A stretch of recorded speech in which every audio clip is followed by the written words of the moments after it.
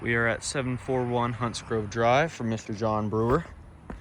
The reason for this video is to distinguish what hail damage, blistering, and wear and tear look like, because there seems to be confusion on the claim regarding hail damage, blistering, and wear and tear. So I really want to quickly just kind of go through the difference between everything. So anywhere I've marked with a B would be, for like example, this would be blistering. First off, let's start with blistering. So since this is the first thing I saw, we'll go over this first. If you zoom in on blistering, you can see those fibers. Another thing you can notice is that it's very solid to the touch. It's not very soft, and when I push down on it, there's nothing going on. There's no sponginess to it. There's no nothing. If anything, it happens because heat and moisture build up, and similarly to a bubble in a pizza, it kind of like starts to swell until it bursts and pops, and actually oftentimes if you catch it when it happens quick enough, it'll be poking out. It'll be higher up on the shingle than rather than impacted like a hail hit would.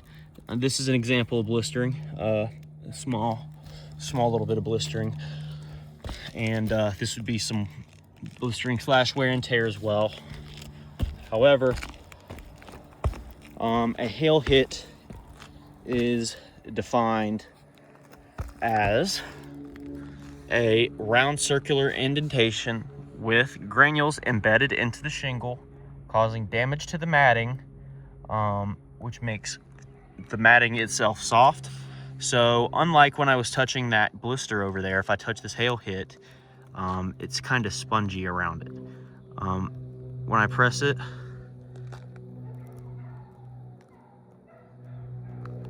it goes up and down.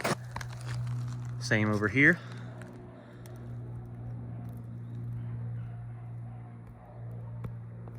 Goes up and down. And as you can see, there are granules embedded into that hit. There aren't any fibers showing. Same here, same story. If I touch it, it bounces up and down. Granules embedded into the shingle. Same here. When I touch it,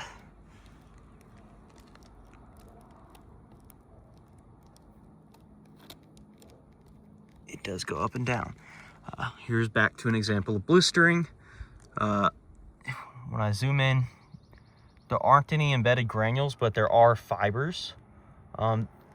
Actually, there is a possibility at one point, since this matting is also kind of soft, it could have been blistering at one point, or a hail hit at one point that turned into blistering. But this is a perfect example right here of one that's swelling outwards. So as you can see, this is not perfectly flat. There's no flat matting. It's actually, you can see the shingle has granules going outwards and popping up. If I rub my finger over it, that granule's falling out right over the top. Although it is soft to the touch, that is not, in fact, a hail hit. That is blistering. But let's go back, keep demonstrating. This right here is another great example of a hail hit. When I measured these were, or actually I measured my fingertip, it comes out to about 0.75. It's in between 1/2 inch to 0.75 inches. So that right there is about the size of my fingertip. Go ahead and call that about 0.75 inches. If I zoom in, there are granules embedded into the area. If I zoom out, you can see an impacted area. Same here. You can see from an overview all these hail hits. Let's go over to this one. This is a great example of a hail hit. It's large. It's bigger than the size of my finger. This is probably about a 1-inch hail hit. So there was on this roof probably 0.75 to inch hail. When I touch it, it's soft to the touch. It's bouncing up and down. Same here.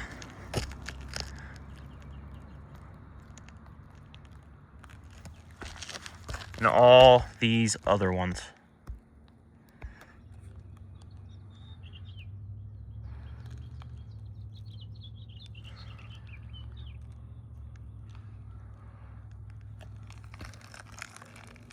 There were a few that I went back on and double checked. Not every size of hail is going to be the exact same size, by the way. And hail is not always going to be equally distributed amongst the roof. It doesn't hit every slope evenly. Hail is not like rain where it just falls and hits everything and hits it constantly. Hail can be sporadic and differentiate in size. It can be directionally based and can hit parts of the other parts of the roofing system and not hit others. So right here in this woven valley, it kind of interconnects this. I wrote woven in there for this very reason, but it connects these slopes together. So all these are practically treated as one slope. For example, I couldn't do a repair right here without having to replace pretty much both these slopes. But to confirm that these are hail damage here, I want to show you again. Shingles or granules are embedded into each of these hits. If I zoom out, they're still big enough to see. The ones I went and underlined with green, I know 100% for sure are hail, and I found more than 7 to 9 in each of these test squares that I drew, where I'd been pre-drawn up. Look at that, soft to the touch. Soft to the touch. Oh, can't even see it. There we go.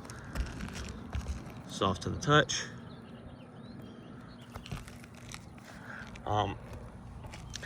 Then going to examples of wear and tear. So you can kind of see right along here, there's a bunch of granules missing, but that doesn't necessarily mean anything. Like, I wouldn't have marked this as a hail hit, just because you just look at the surrounding area. There are granules missing. There's none embedded here. If anything, this might be the beginning of a blister. Because look, if I touch, you see that those fibers in there. If I touch it, it's solid, rock solid. Wear and tear, I marked with W and T. And as you can see, this is not anything related to hail, but just because there's wear and tear and blistering on a roof does not mean there's no hail damage on it. This whole section I marked is wear and tear. I didn't mark any hail here. And that is because it's not hail. I don't want to lie on this claim. I wrote blistering right here because this is blistering. I'll have to cover it with shadow for you to be able to fully see it. But that's blistering. This is wear and tear.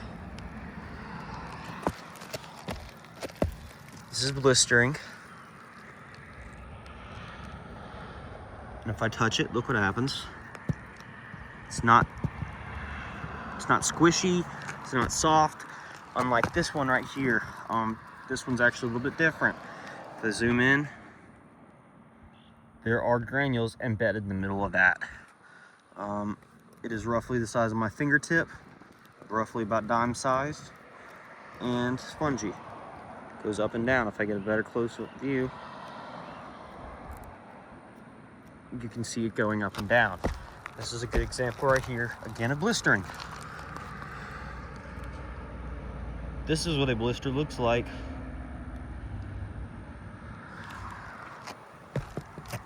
This is what hail looks like.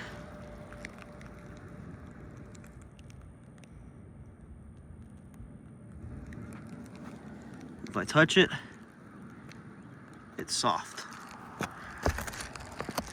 If I touch this area right here, it's soft. This little area right here, where, yes, there are granules missing. Some areas may be circular, but there aren't really impacts to the shingles, so therefore I didn't mark anything. This is more of wear and tear. And if a huge part of the concern of this claim is collateral, I will be getting to that in a minute. But right here, again, blistering, and this is a rather clear-cut example of it. And yes, there is a granule in the middle of this, but towards the outsides, you can see it kind of looking like a, I don't know what you would call it. I don't have any analogies to really give right there, but solid here. This is a perfect example because you can actually see from the side view it popping up. So just like pizza in the oven, it bubbled out versus got impacted and left a dent. If I touch it, it's not soft. Same here. It's not soft. This is wear and tear. Not a very clean cut. Smashed hail hit. Now I want to kind of go over collateral. There is collateral on this roof right here. Like I said earlier, hail does not necessarily fall and it's not going to hit every part of the roof. It might miss half the roof and cover half. It might hit the middle of one slope and then the right or left of another. It can vary unless you're dead center of a hailstorm. Typically, you're not going to experience the damages that would be similar to rain, for example. You wouldn't experience hail damage similar to rain. Now, once again, this is similarly sized to my finger. If I put a dent right here, it's about the same size, which is roughly the same size of the hail that I'm marking as well, which makes everything pretty consistent. If I go down to this gutter,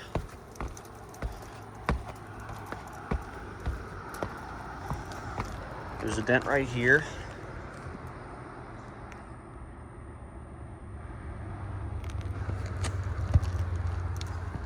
I don't know what could have caused it, but once again, it's about the size of my tip of my finger. Right here, I mark G for granule loss because this isn't necessarily a blister, nor is it hail. It's pretty hard to the touch. This is blistering. You can see the fibers in it. There's not an impact to the shingle. This is actually what looks to appear to be a wind crease shingle, unaccounted for on the scope. That was missed, and I understand why, because it's part of the solar panels. It's pretty hard to see. I even missed that on my first inspection, so no diss to anybody for missing that. I'm just trying to communicate this as clearly as possible so that all this is used for documentative purposes only. I'm not trying to make anybody angry or anything. This is wear and tear as well. I would not call this. Oops, sorry, there's a bee right on me, but I would not call this anything but wear and tear. As you can see, it's damage, yes, to the area, but it's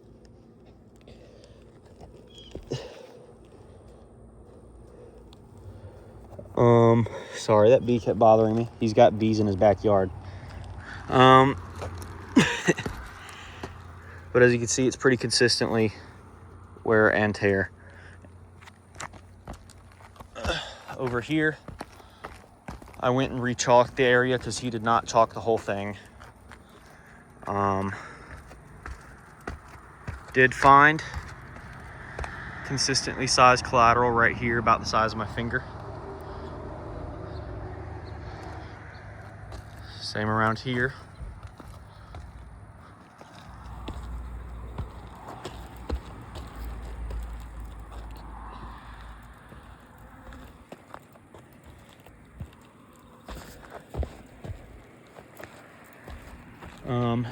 But that's pretty much what I wanted to go over for this video. Everything else communicates exactly the same thing. I'm not going to bore you to death for another 15 minutes to go over another slope, but just for final purposes, blistering, and one last time, soft to the touch, bouncy up and down. Damaged matting, and consistent with the size of my finger. That is hail damage. This is hail damage as well. When the reporter from Seek came out, and he inspected the roof, it had not rained, so all that was left were my marks. So he was really in a rush to kind of get to his next inspection.